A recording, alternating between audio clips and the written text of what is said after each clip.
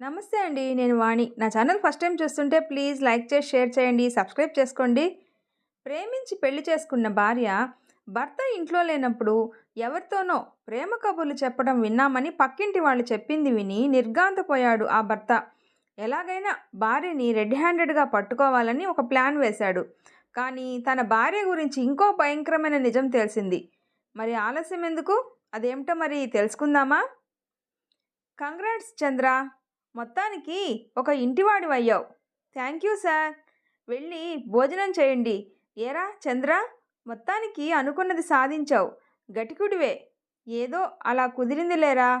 ఇందులో నేను చేసిందేముంది? సరే సరే, తర్వాత మాట్లాడుకుందాం. వెళ్ళి భోజనం చేసి వస్తా అని చెప్పి వెళ్ళిపోయాడు రాకేష్.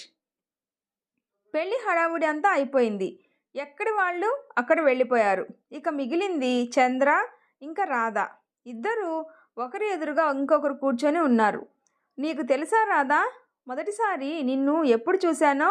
లేదు అన్నట్టుగా సిగ్గుతో తల ఊపింది రాధ. ఒకరోజు అంటూ తన జ్ఞాపకాన్ని రాధ ముందు ఉంచాడు చంద్ర.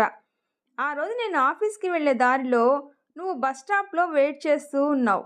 నా బైక్ టైరు పంచర్ అయింది. నాకు ఆఫీస్కి లేట్ అవుతుంది అన్న టెన్షన్లో ఉన్న నేను అవతలి రోడ్డుపై ఉన్న నిన్ను చూసిన వెంటనే ప్రేమ బాణం తగిలిన మేఘం నుంచి కురిసిన వర్షంలో తడిసి ముద్దయ్యాను.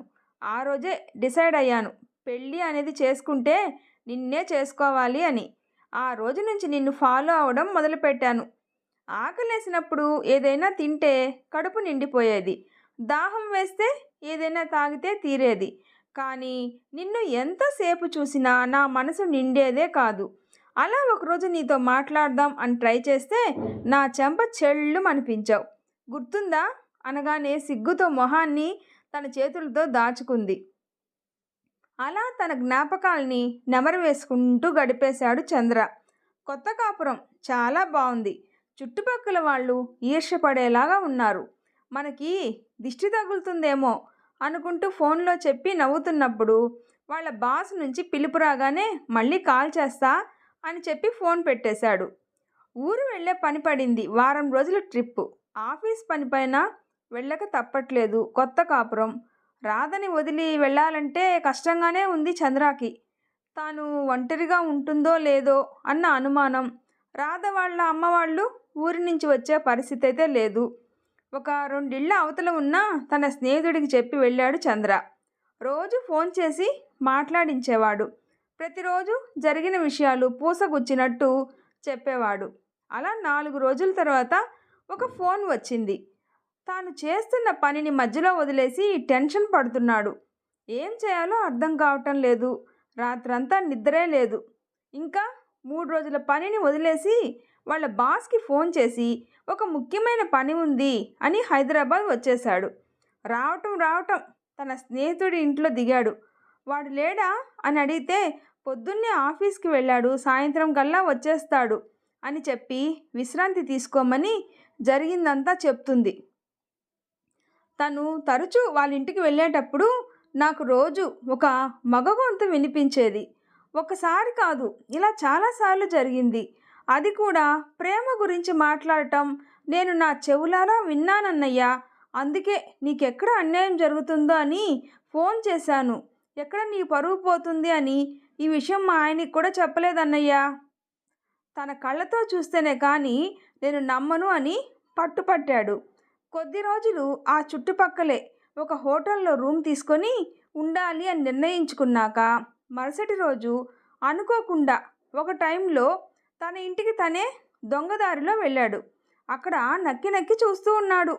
వాళ్ళ ఇంట్లో నుంచి ఒక మగ గొంతు వినిపిస్తుంది. ప్రేమ పాఠాలు చెప్పడం తాను కూడా విన్నాడు.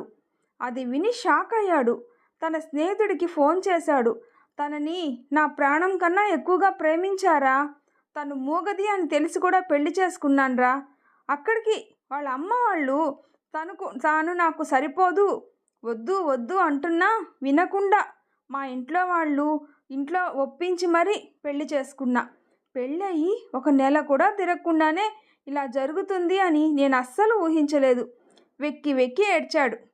అసలు ఏం జరిగిందో చెప్పు అని ఆ స్నేహితుడు అడిగితే జరిగిందంతా చెప్పి ఇవాళ దాని సంగతి తేలుస్తా అని చెప్పి ఆవేశంగా వాళ్ళ ఇంటికి వెళ్ళాడు. అప్పటికే ఆ స్వరం వినపడుతూ ఉంది.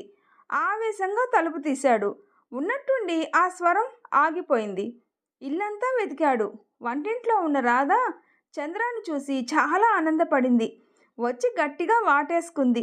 ఒక పక్క ప్రేమతో రాధ, అనుమానంతో చంద్ర ఇద్దరూ ఒకరిని ఒకరు కౌగిలించుకున్నారు. వెంటనే ఆ స్వరం వినపడడం మొదలైంది. అది రేడియోలో నుంచి వచ్చిన స్వరం.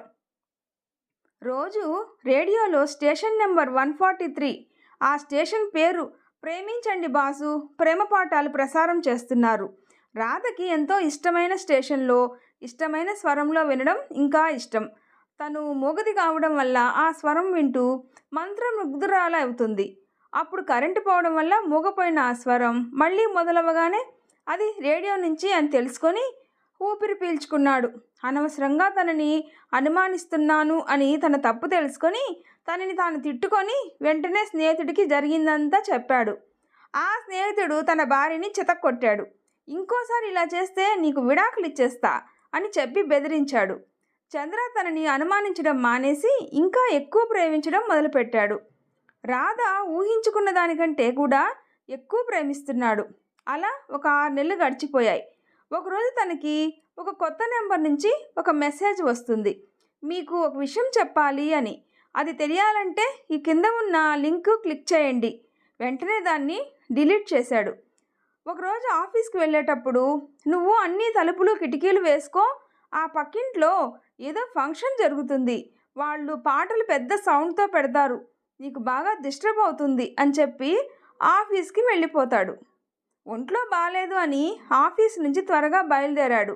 దారిలో గుర్తొస్తుంది, పక్కన ఫంక్షన్ జరుగుతుంది, నాకు రెస్ట్ ఉండదు, నేను రాధని తీసుకొని సినిమాకు వెళ్తా, అక్కడన్నా కొంచెం రెస్ట్ దొరుకుతుంది అనుకొని ఇంటికి వెళ్ళగానే ట్రాన్స్ఫార్మర్లో ఏదో ప్రాబ్లం వచ్చి కరెంటు పోతుంది. అమ్మయ్య అనుకొని సడన్ సర్ప్రైజ్ చేద్దాం అనుకొని మెల్లగా వెళ్ళాడు. కానీ తనకి ఆ మగస్వరం వినపడుతుంది. ఆ ఏరియాలో కరెంటు లేదు, కానీ రేడియోలో ఆ గొంతు వినపడుతుంది. మళ్ళీ అనుమానం మొదలైంది. ఆ స్వరంలో ప్రేమ పాఠాలు వినపడుతున్నాయి. వెంటనే లోపలికి వెళ్ళగానే ఆ స్వరం మోగపోయింది. రాధని ఏమీ అనలేక అడగలేక తనలో తానే నలిగిపోతున్నాడు. ఇన్ని రోజులు ఉన్న ప్రేమ ఒక్క క్షణంలో అనుమానంతో మాయమైపోయింది. ఆ రోజు నుంచి దేనిపైన కూడా ఏకాగ్రతతో ఉండలేక పోయాడు. ఆఫీస్కి సరిగ్గా వెళ్ళట్లేదు. ఆఫీస్లో చాలా పని పెండింగ్లో ఉంది అని వాళ్ళ బాస్ రోజు క్లాస్ పీకుతున్నాడు. రావాల్సిన ప్రమోషన్ రాలేదు. రాధతో ప్రేమగా ఉండటం లేదు. తను ఏం జరిగింది అని ఎన్నిసార్లు తెలుసుకుందామని ప్రయత్నించినా చంద్ర తప్పించుకునే తిరుగుతున్నాడు. ఒక పిచ్చోడిలాగా తయారయ్యాడు. మాసిన గడ్డం, జీవితంలో అన్నీ కోల్పోయిన వాడిలాగా తయారయ్యాడు. ఇది ఎవరితో చెప్పే విషయం కాదు, అలాగని ఊరుకునే విషయము కాదు. ఒకరోజు పార్కులో ఉన్న చంద్ర తాడో పేడో తేల్చుకుందాం అనుకొని కత్తి తీసుకొని ఆవేశంగా ఇంటికి బయలుదేరాడు. గేట్ లోపలికి ఎంటర్ అవగానే మళ్ళీ ఆ స్వరం వినిపించింది. చాలా ఆవేశంగా తలుపు గట్టిగా తన్ని లోపలికి వెళ్ళాడు. ఆ స్వరం ఆగిపోయింది. ఇల్లంతా వెతుకుతున్నాడు. నువ్వు లోపలే ఉన్నావన్న సంగతి నాకు తెలుసు, మర్యాదగా బయటికి రా, లేదంటే నేనేం చేస్తానో నాకే తెలీదు అని గట్టిగా అరవగానే అక్కడే ఉన్న రాధ ఏం జరిగింది అని సైగ చేసింది. తనని కోపంతో పక్కకు తోశాడు. అన్ని రూములు వెతుకుతున్నాడు. మంచం కింద, అటక పైన, ఇల్లంతా వెతికాడు. కానీ ఎవ్వరూ కనిపించలేదు. నువ్వు వస్తావా రావా, లేదంటే నేను ఈ కత్తితో పొడుచుకుంటా అనగానే కొద్దిసేపటి తర్వాత అది నేనే అని ఆ స్వరం వినిపించింది. వెనక్కి తిరిగి చూడగానే నువ్వు అని చెప్పి కళ్ళు తిరిగి పడిపోయాడు. హాస్పిటల్లో కళ్ళు తెరిచాడు. చుట్టూ చంద్ర వాళ్ళ అమ్మ, నాన్న, రాధ, ఇంకా వాళ్ళ అమ్మ నాన్న అందరూ నిలబడ్డారు. ఆ గొంతు, అవును బాబు, నువ్వు విన్నది చూసింది నిజమే, ఆ గొంతు రాధదే. తనకి మగ గొంతు ఉంది, అది తెలిస్తే అందరూ ఏడిపిస్తారు, అందుకే తను మూగదానిలాగా నటిస్తుంది. నీకు పెళ్ళికి ముందే చెప్పాం ఈ పెళ్ళి వద్దు అని, కానీ నువ్వు వినకుండా చేసుకున్నావు.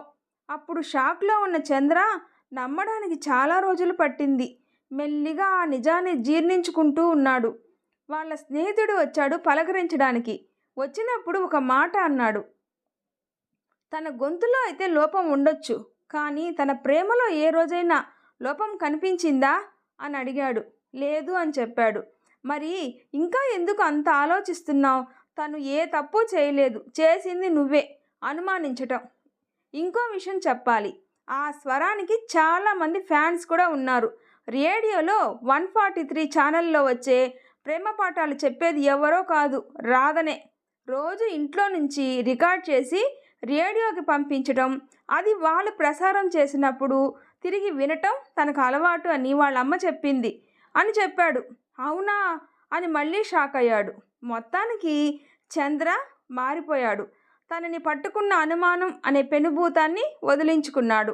అలాగే అనురాధ, అదేనండి రాధ, తన మౌనం వీడింది. ఇద్దరూ ఇప్పుడు ఎంతో ఆనందంగా గడపడం మొదలుపెట్టారు. నా వీడియో నచ్చితే ప్లీజ్ లైక్ చేసి షేర్ చేయండి, సబ్స్క్రైబ్ చేసుకోండి. Thanks for watching.